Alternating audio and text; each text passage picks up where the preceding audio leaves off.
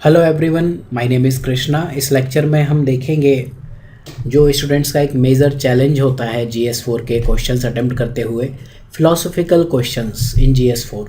देखो, ऐसे questions attempt करना चैलेंज कई रीज़न से होता है। एक तो आप GS4 को बहुत ही फालतू तरीके से पढ़ते हो, लास्ट के 20-30 दिन में पढ़ लिया, या फिर जो टॉपर स्टॉक में आपको कुछ गलत चीज़ें बताई जाती हैं कि मैंने तो कुछ नहीं किया था, किसी एक XYZ कोचिंग के 4 टेस्ट कर लिए थे, उससे GS4 कवर हो गया। हो सकता होगा ऐसा किसी टाइम में रहा हो, लेकिन आपने देखा होगा ग्रेजुअली सब सब्जेक्ट्स की कट ऑफ बढ़ी है, लेकिन GS4 में जो अच्छी मार्किंग होती थी 120 से 80 पे आ गई। एवरेज मार्किंग अब जो 110 आते थे, उनके 70 और 60s में भी मार्क्स आ रहे हैं GS4 में।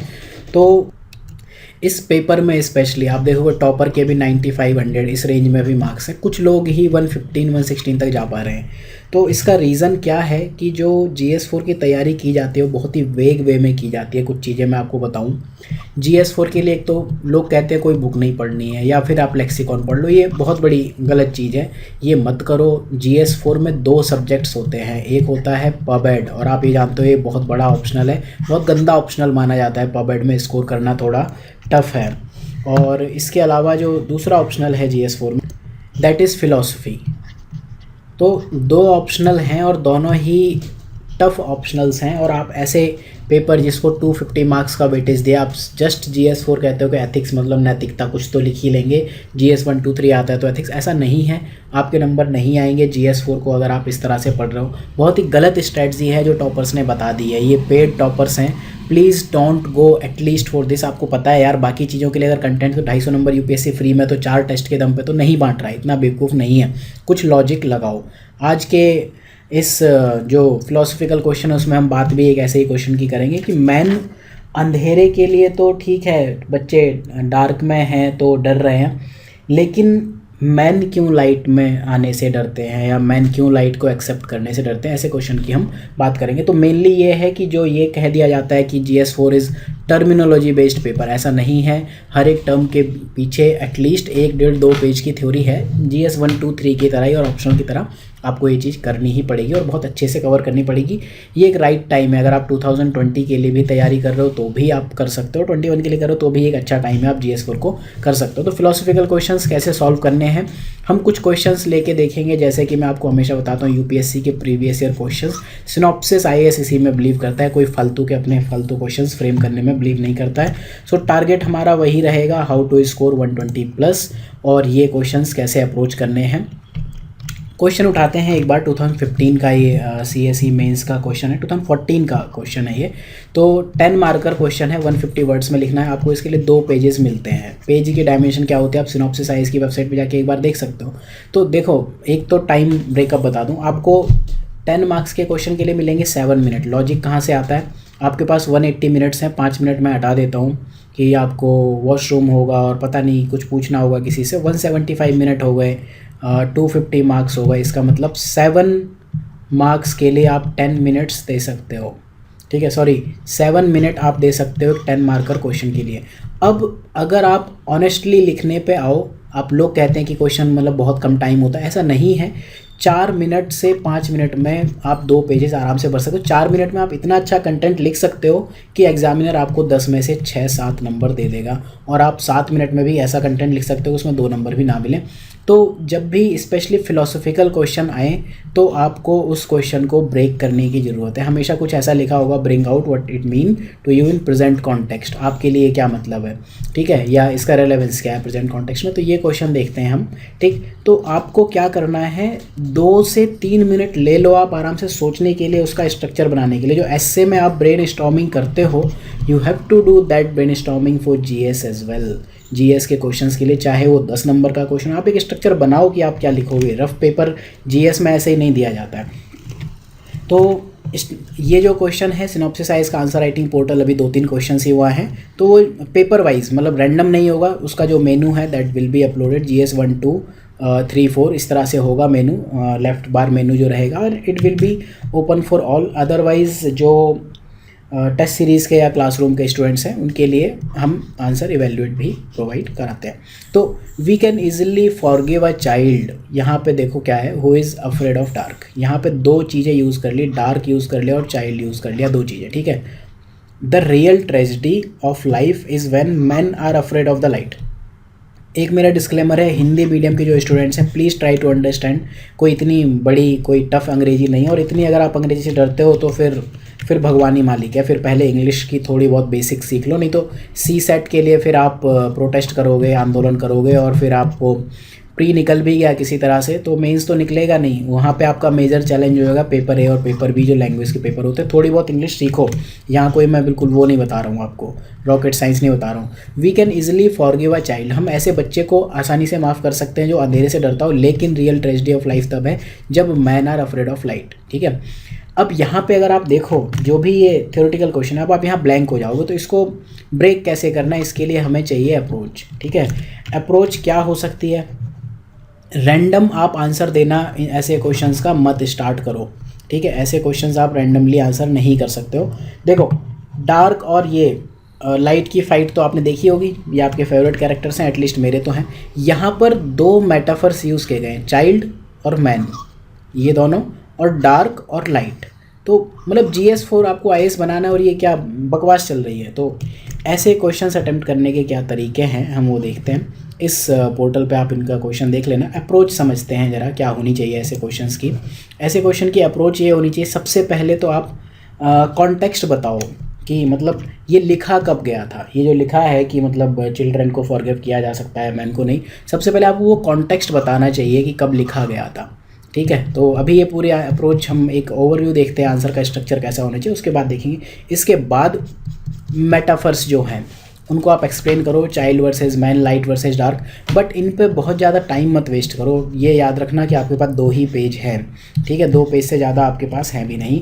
तो सबसे पहले आप ये बताओगे कि कब लिखा गया था, ये एक्सप्लेन करो, देन चाइल्ड वर्सेस मैन बताओ, देन इसके बाद डेफिनेटली आपका इंट्रोडक्शन यहाँ ओवर हो जाना चाहिए। वैलिडिटी इन प्रेजेंट कॉन्टेक्स्ट बताओ, सीधे सीधे जो पूछा हुआ। आर्ग्यूमेंट 4 जो दिया हुआ है स्टेटमेंट, उसके 4 आर्ग्यूमेंट, मतलब उसके फेवर में, आर्ग्यूमेंट अगेंस्ट क्या है। Then if any way forward आप बताओ, वे फॉरवर्ड आपको पता होती है क्या है नॉर्मली, और फिर बैलेंस्ड कंक्लूजन दो। देखो, सच ये है कि light and dark are both part of life, तो आपका कंक्लूजन कुछ ऐसा जाना चाहिए। तो जो ये अप्रोच है, अगर आप इस अप्रोच को फॉलो करो तो आपको ये दिखेगा कि सपोज़ आपको अगर ये 2 पेजेस मिले हुए हैं आंसर राइटिंग के लिए, तो ये वाला पार्ट तो आपका कंक्लूजन में चले जाएगा, ये वाला पार्ट वे फॉरवर्ड में चले जाएगा, इतना समझो। ठीक है, अब वैलिडिटी इन प्रेजेंट कॉन्टेक्स्ट, आर्गूमेंट 4 आप कम से कम 5 लिखना चाहोगे, आर्गूमेंट अगेंस्ट कम से कम 5 लिखना चाहोगे, इसी में साथ में आप जस्टिफाई करने के लिए एग्जांपल्स देना चाहोगे। इतने पार्ट से ज़्यादा या इतने पार्ट से ज़्यादा आपका इंट्रो नहीं होना चाहिए। आर्गूमेंट 4 यहाँ पे बनाओ, आर्गूमेंट अगेंस्ट हो सके तो यहीं से स्टार्ट कर दो, नहीं तो यहाँ लिखो, अदरवाइज़ इस पार्ट को मिनिमाइज़ करो। हो सके तो इंट्रो को आप मिनिमाइज़ कर सकते हो, या इन चीज़ों को आप, ये वाला पार्ट मेटाफोर को तो आप सीधे छोटा सा बना सकते हो। मेटाफोर चाइल्ड का मतलब ये है और मैन का मतलब ये है, ठीक है, लाइट का मतलब ये है, डार्क का मतलब ये। तो इस तरह से ट्राई करो कि आप 2 पेजेस को बेटर यूटिलाइज़ कर पाओ। कंक्लूजन को भी हो सके और कंक्लूजन वे फॉरवर्ड इतने में लिखो। मेन जो आपको मार्क्स मिलने वाले हैं, जो आपको डिफरेंशिएट करने वाला है दूसरों से, आर्गूमेंट 4 और आर्गूमेंट अगेंस्ट, ये वाली चीज़ आपको डिफरेंशिएट करने वाली है। तो देखते हैं अप्रोच, 1 बाय 1 इन चीज़ों को हम एक एक स्लाइड में समझेंगे। सबसे पहले कॉन्टेक्स्ट आप ये बताओ जब लिखा गया था। अब देखो, दिक्कत ये है, आजकल आप मीम्स देखते होगे या पॉलिटिक्स सिलेक्शन हुए तो ये कहते हैं ये चाणक्य है, ये कहते हैं चाणक्य, तो ये क्या मतलब, मैं कौन हूँ फिर। ठीक है, तो दिक्कत यही होती है। आपको सच बात यह है कि यू नेवर नो कि वो कोटेशन किसने दी। ये कोटेशन इन जनरल प्लेटो को एट्रीब्यूट की जाती है, लेकिन आपने अकबर बीरबल के जोक सुने होंगे सब, मतलब जो भी विजडम की बात है वो बीरबल कहता है, जो बेवकूफ़ी की बात है अकबर कहता है। ठीक है, तो आपको एक चीज़ देखनी है, इनकी ऑथेंटिसिटी क्या है, कहीं ये मीम मटेरियल तो नहीं है, मेम में मटेरियल तो नहीं है। तो अगर आप very sure, if you are not very sure, तो ये नाम मत लिखो, कुछ फ़र्क नहीं पड़ता कि किसने दी है कोटेशन। आपका पहला ही स्ट्रेस ऐसी कोटेशन देखते हुए चला जाता है कि आप क्या करते हो, ये सोचने की कोशिश करते हो किसने दिया। आपका 1.5 मिनट तो उसी में चला गया, याद आना नहीं है क्योंकि आपने ज़िंदगी में कभी पढ़ा नहीं है। ठीक है, तो दिक्कत यहाँ हुई। ठीक है, दूसरी दिक्कत ये हुई कि आप कई बार क्या करते हो कि एक कोटेशन को दूसरी कोटेशन से जस्टिफाई करते हो, तो it should not also be there. और अगर आपको ऐसे नाम पता भी हैं, आप बहुत सारी कोटेशन की बुकलेट्स आती हैं, आप उनको उठा के करना चाहो तो it is impossible to remember all those, आप उनको एग्जैक्टली रिमेंबर भी नहीं कर सकते।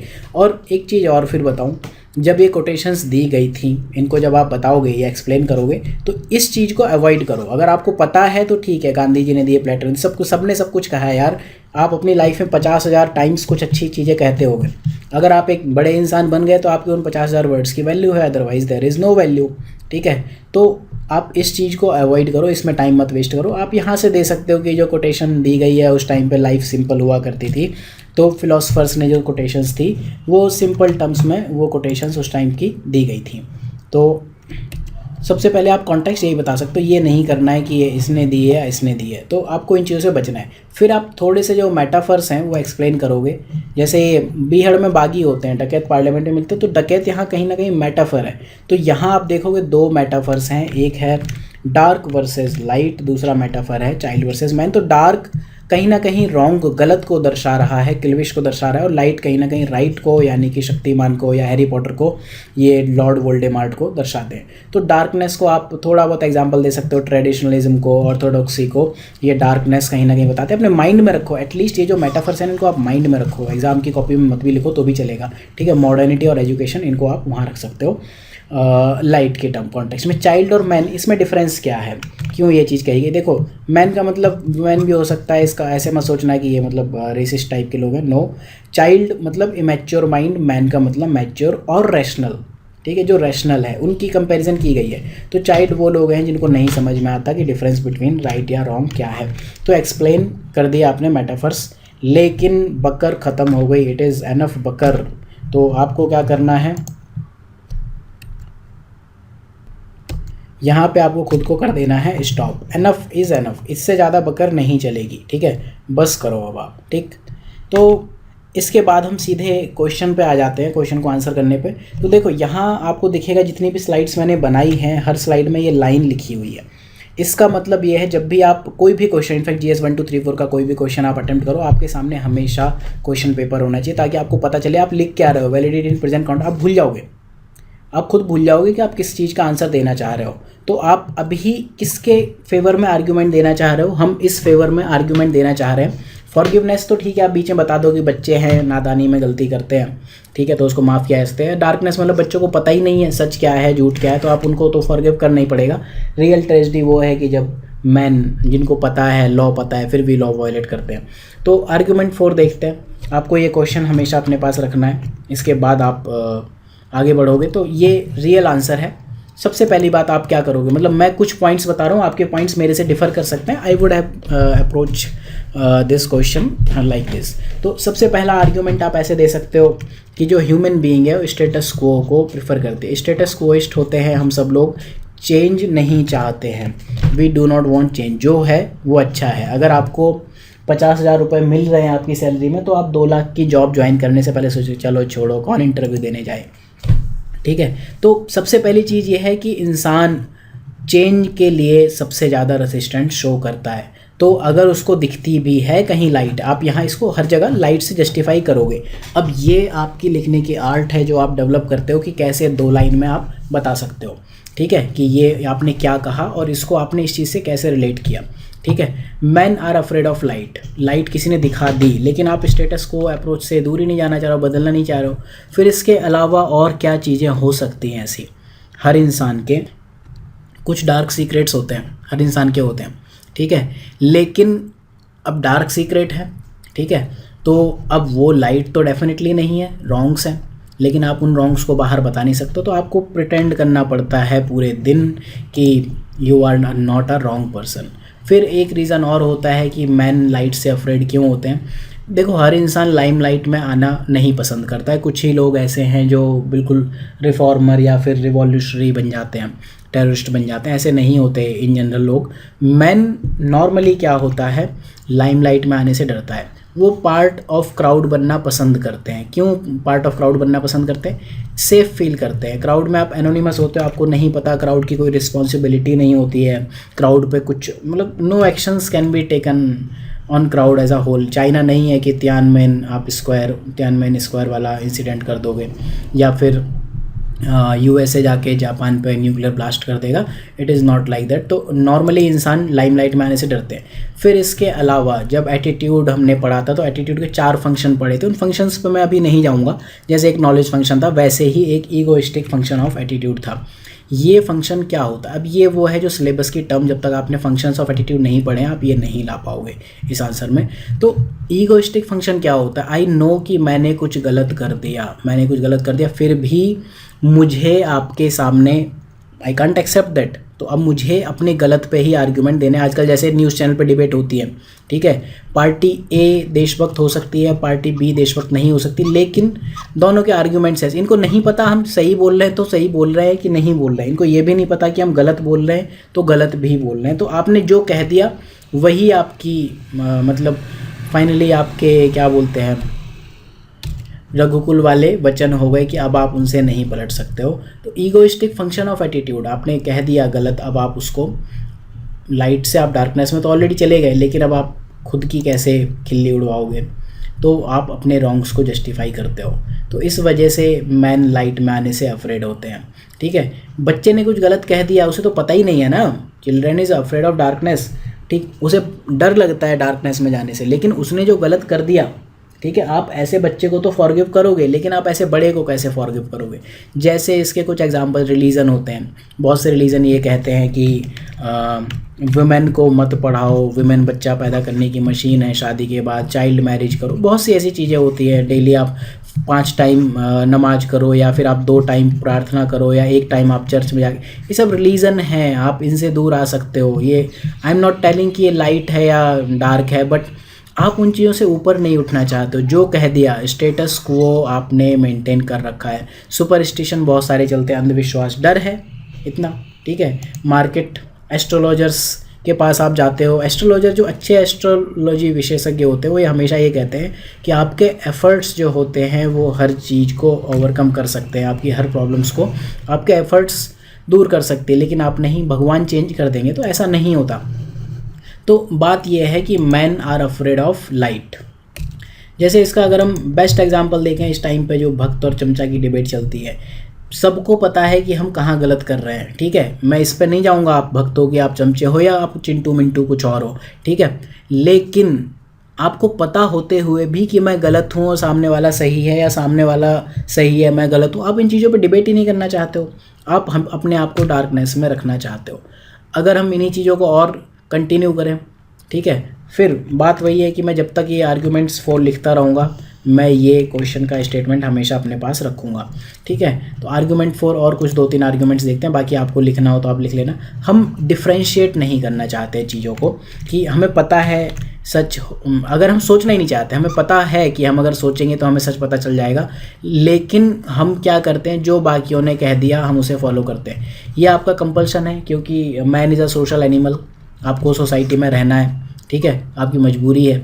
तो यहाँ पर मीडिया ने जो कह दिया, आपके लीडर ने जो कह दिया, आप उसके बारे में सोचना नहीं चाहते हो कि वो सही कह रहे हैं या गलत कह रहे हैं। We fail to differentiate. Then इसके बाद man ignore voice of conscience. आप वॉइस ऑफ कंसाइंस, इस आदमी को पता है कि मैं लूट रहा हूँ, ठीक है, but still he ignores voice of conscience, नहीं मानते लोग, ठीक। देन आफ्टर दैट अगर हम इसके कुछ एग्जाम्पल्स देखें जहाँ पर man is afraid of light, ठीक है, मोस्टली इंसानों को पता है, ह्यूमन बीइंग को पता है कि डोमेस्टिक वायलेंस गलत है, मेल फीमेल के पीट देते हैं, कैसे, how can you do like that. But अगर आप ये मान लो कि मैं गलत हूँ, तो फिर जो आपकी वो पुरुषवादी मानसिकता है वो कहीं ना कहीं डाउन हो जाएगी।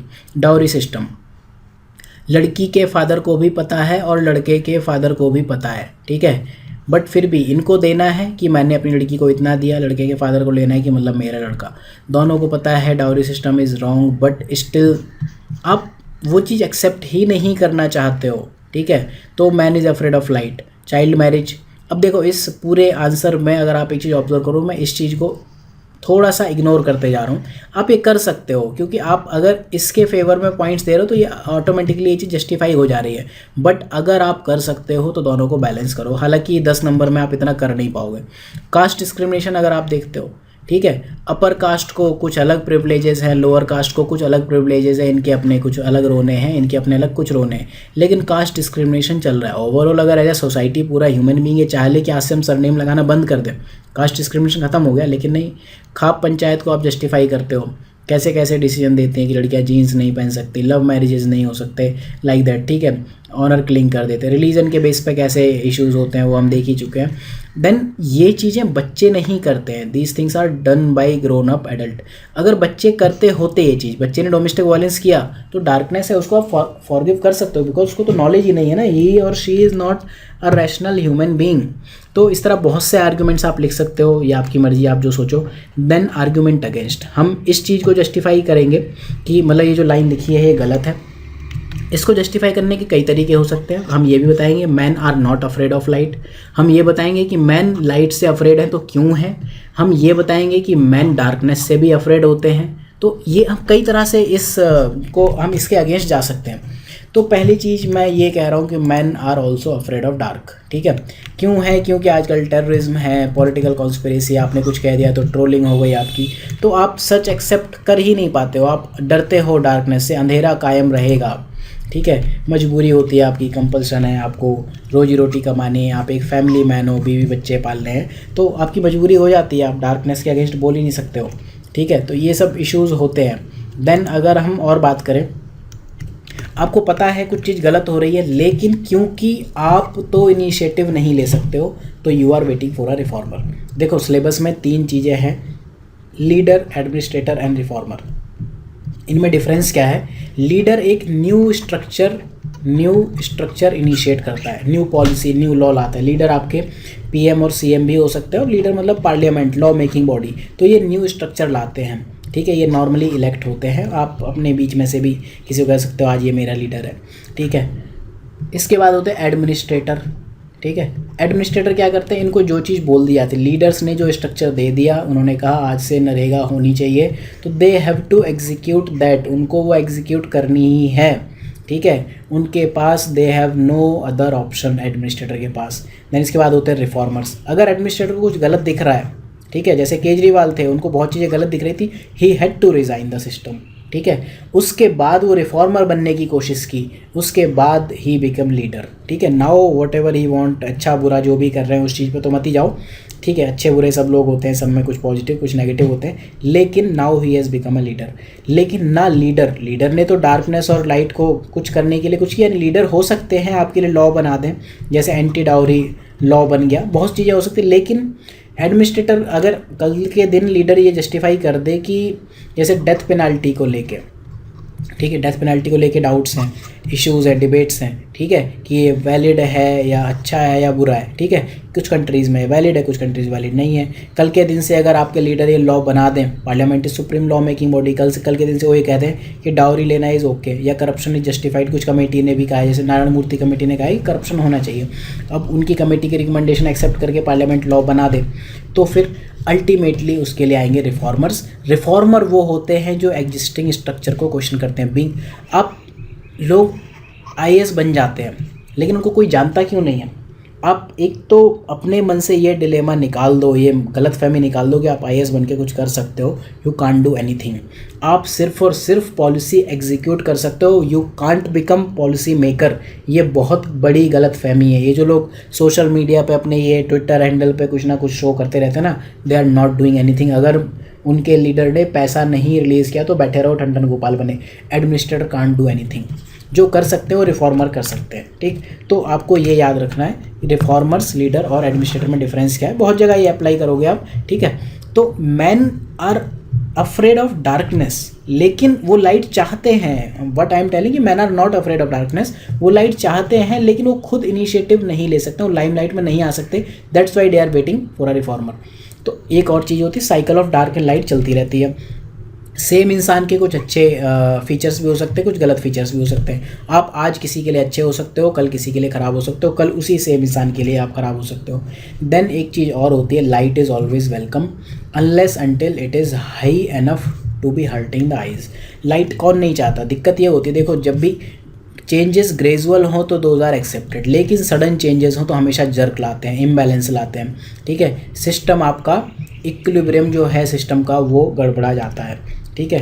तो इस वजह से लाइट तो वेलकम है, लेकिन अभी सडनली सती प्रथा चल रही थी, अब कुछ लोगों ने आके कहते सती प्रथा नहीं चलेगी, यार कैसे आप एक्सेप्ट कर लोगे, ठीक है। चाइल्ड मैरिज चल रही थी, बगल वाला कर रहा था, ठीक है, रामू की हो गई, श्यामू की हो गई, अब आपके मीनू की क्यों नहीं हो सकती। तो लाइट हमेशा वेलकम है, लेकिन sudden it should be gradual, ठीक है। देन इसके कुछ अगर एग्जाम्पल्स देखें हम, जहाँ लोग अफ्रेड ऑफ लाइट नहीं थे, जैसे सोशल रिफॉर्म मूवमेंट आया, एक रिफॉर्मर आया, सती प्रथा बंद कर दी, लोगों को मानना पड़ा। वहाँ क्या था, लीडर ने लॉ बनाया, एडमिनिस्ट्रेटर ने एग्जीक्यूट किया, और रिफॉर्मर सबसे पहले इसका काम था रिफॉर्मर का। रिफॉर्मर ने पहले प्रोटेस्ट चलाया, सोशल रिफॉर्म मूवमेंट, रिफॉर्मर ने कहा लीडर लॉ बनाओ, इन्होंने लॉ बनाया, एडमिनिस्ट्रेटर ने एग्जीक्यूट किया, ठीक है। चाइल्ड मैरिजेस धीरे धीरे लोगों ने बंद की, social exclusion based on caste, बड़ी सिटीज़ में देखो आप नॉर्मली कास्ट बेस्ड डिस्क्रिमिनेशन कम दिखता है तो, लेकिन कम दिखता है, ठीक है। बॉलीवुड में एसएसआर को लेके ये सुशांत सिंह राजपूत, इन्होंने अभी सुसाइड कमिट कर ली, अच्छा नहीं है, बट कोई इसके अगेंस्ट बोलना ही नहीं चाह रहा, because man are afraid of darkness. एक ही इंसान हो सकते, एक दो लोग ही खड़े हैं जो मतलब लाइट से डर नहीं रहे हैं, लेकिन दिक्कत क्या है, बात वही है, रोजी रोटी, फैमिली मैन। सिर्फ एक कंगना रानावत या कोई पायल, आई थिंक पायल रोहतगी, सिर्फ यही लोग क्यों बोल रहे हैं, बाकी लोग क्यों नहीं बोल सकते। पूरा बॉलीवुड शांत है, ठीक है, इनफैक्ट उनके फेवर में मीम्स बना रहे हैं लोग, तो ऐसा क्यों हो रहा है, ठीक। तो मेन रीज़न है कि मैन डार्कनेस से भी डरता है, किसी एक रिफॉर्मर की ज़रूरत है। सिविल डिसोबीडियंस मूवमेंट जब होते हैं, ठीक है, तो उस टाइम पे बहुत सारे लोग जॉब छोड़ते हैं। रिसेंट सिविल डिसोबीडियंस मूवमेंट जो हम लोगों ने अपनी लाइफ में देखा है, वो था अन्ना आंदोलन, 2013-14 में चला था लोकपाल के लिए, और आरटीआई का उससे पहले चला था वो। उस टाइम पे शायद आपको ध्यान नहीं होगा, लेकिन अन्ना हजारे वाला आपको याद होगा। बहुत लोगों ने जॉब छोड़ दी, ठीक है, अपनी गवर्नमेंट जॉब छोड़ दी, प्राइवेट जॉब छोड़ दी, कि हम तो गवर्नमेंट के अगेंस्ट हैं। लॉस किसका हुआ, ठीक है, अन्ना पॉपुलर हो गए, केजरीवाल ने सरकार बना ली, लॉस किसका हुआ, जिन्होंने जॉब छोड़ दी, आज उनको जॉब नहीं मिली। या फिर 100 रुपये का प्रोटेस्ट, 100 रुपये लेके आप प्रोटेस्ट करने पहुंच जाते हो, डंडे किस में पड़े, आप में, जेल कौन गया, आप गए, ठीक। तो ये सब एग्जांपल्स आप लिख सकते हो, कई चीज़, बहुत इररिलेवेंट एग्जांपल्स लिखने की कोशिश मत करना, उनसे मार्क्स नहीं आते हैं, ठीक है। बाकी वे फॉरवर्ड तो आपको पता ही है, क्वेश्चन ही है वे फॉरवर्ड, ऐसी चीज़ों का एजुकेशन दो, अवेयरनेस ड्राइव दो, आप खुद सोच लो क्या क्या हो सकते हैं, कुछ इसमें खास वे फॉरवर्ड लिखने नहीं है, वे फॉरवर्ड के लिए ज़्यादा पन्ने भी मत भरो, ठीक। इसके बाद अगर हम बात करें कंक्लूजन की, तो देखो सच ये है, अंधेरा तो कायम रहेगा, तमराज किल्विश रूल करेगा हमेशा, ठीक है। We are afraid of darkness and we should be, हमें डरना ही चाहिए। क्वेश्चन हमेशा आप याद रखोगे क्वेश्चन क्या था, इसीलिए मैंने हर स्लाइड पे क्वेश्चन डाला हुआ है। तो कंक्लूजन हम कुछ बैलेंस्ड कंक्लूजन लिखेंगे कि we must accept that both dark and light have to coexist, ये हमेशा को एग्जिस्ट करेंगे। The cycle of night and day exist for a reason. आप कुछ भी बता सकते हो कि हाँ, यहाँ आप अपने थोड़े बहुत झाड़ लो फिलॉसफी, ठीक है, लेकिन एक्चुअल में ये क्वेश्चन फिलॉसफी बेस्ड है ही नहीं। It is good to fear what is dark, ठीक है, अच्छी बात है आप डार्क को डरो, ठीक है, डरना ही चाहिए, क्योंकि इसकी वजह से अगर आप स्टूपिड हो रहे हो या डेयरिंग हो रहे हो या स्टूपिडली डेयरिंग हो रहे हो, तो आपकी खुद की लाइफ पे खतरा नहीं आ जाता है। तो आपको थोड़ा सा डरना भी चाहिए डार्कनेस से, लेकिन यहाँ पर रोल ऑफ रिफॉर्मर आएगा, क्योंकि इंसान के अंदर रेसिस्टेंस होता ही है चेंज के लिए, आप उसका कुछ नहीं कर सकते, ठीक है। तो जब रिफॉर्मर आए तो आप उनकी बात सुनो, we should be open enough for changes, लेकिन ऐसा नहीं कि आप सिविल डिसोबीडियंस में अपनी नौकरी छोड़ दो, रैशनल तरीके से हर चीज़ का ध्यान रख के आप डिसीजन लो, ठीक है, then only you can do, ठीक। तो आई थिंक आप इसका क्वेश्चन अटेम्प्ट कर पाओगे, ये इस पोर्टल पे आपको ये आंसर आज रात में अवेलेबल होगा, क्वेश्चन ये आज रात में ये पेज आपको अवेलेबल होगा। प्रैक्टिस क्वेश्चन सेम 2014 का CSE मेंस GS4 सेम मैं आपको दे रहा हूँ, ठीक है। The weak can never forgive, forgiveness is the attribute of strong. इसमें अब आप दो चार चीज़ें देखो, मेटाफर क्या है, वीक है, फॉरगिव है, स्ट्रॉन्ग है, बाकी चीज़ मैं आपको अभी नहीं बताऊंगा, ठीक है। हो सकता है ये महात्मा गांधी जी की फ़ोटो, आप आंसर राइटिंग के टाइम पे इंटरनेट से सर्च करना है तो करो, लेकिन जो मैंने आपको अप्रोच बताई है ना, उस अप्रोच को मत वॉयलेट करो, उस अप्रोच पे ही। अप्रोच क्या है, सबसे पहले आप ये बताओ किस कॉन्टेक्स्ट में डेफिनेशन दी गई थी, पहली चीज़ कॉन्टेक्स्ट बताओ। दूसरी चीज़ आप अप्रोच में क्या करोगे कि मतलब जो ये चीज़ है, इनको आप जो ये भी मेटाफर्स दिए गए ना, इनको थोड़ा सा ब्रेक डाउन करने की कोशिश करो, ठीक है, कि क्या है एक्चुअल में ये क्या कहते हैं। बट ज़रूरी नहीं कि आप उनको आंसर शीट में लिखो, उनको आप माइंड में भी रख सकते हो या फिर रफ पेपर पर रख सकते हो, ताकि आपको पता रहे कि किस डायरेक्शन में जाना है। इसके बाद जितने जल्दी हो सके सीधे सीधे इसमें 2 स्टैंड ले लो, एक स्टैंड लो 4, एक स्टैंड लो अगेंस्ट, ठीक है। आप इसको सपोर्ट करोगे, आप इसके अगेंस्ट जाओगे। Weak can never forgive, forgiveness is attribute of strong. यार फॉरगिवनेस क्या, वीक भी तो फॉरगिव कर सकते हैं, ऐसा थोड़ी है, बहुत सी चीज़ें होती है, ठीक है। देन इसके बाद आप वे फॉरवर्ड अगर कुछ है तो दो, इसके बाद कंक्लूजन दो। 2 पेजेस में इतना ही हो जाएगा। इसमें ना आपको कोई मतलब अननेसेसरी इमेजेस बनाने की ज़रूरत है। You do not need to do anything. तो ये आपको ध्यान रखनी है इस टाइप के क्वेश्चंस सॉल्व करते हैं। अगर नीड हुई तो ऐसे और 3-4 क्वेश्चंस आपको बता दूंगा। ये जीएस मेंस क्लासरूम का पार्ट है और प्रीलिम्स तो नहीं है। एसए में आपको फिलोसफिकल क्वेश्चंस काम आएंगे, तो एसए ऐसे टेस्ट सीरीज़ में जब आप आंसर अटेम्प्ट करते हो तो ऐसी चीज़ें थोड़ा सा रैशनल वे में लिखने की कोशिश करो। जीएस मेंस टेस्ट सीरीज़ है। जीएस4 टेस्ट सीरीज़ के लिए आप में से किसी ने आज कमेंट में पूछा, we can think, but I don't think कि मतलब 50-60 क्वेश्चन लिख लो बहुत होते हैं जीएस के लिए, ठीक है। जीएस4 अगर आप ज्वाइन करना चाहो तो यू कैन डू दैट, ठीक। तो थैंक यू फॉर वॉचिंग, और you can stay connected with synopsis IAS। Website है synopsisis.in, टेलीग्राम चैनल और फेसबुक के लिंक्स हैं। So thank you for watching, have a good day.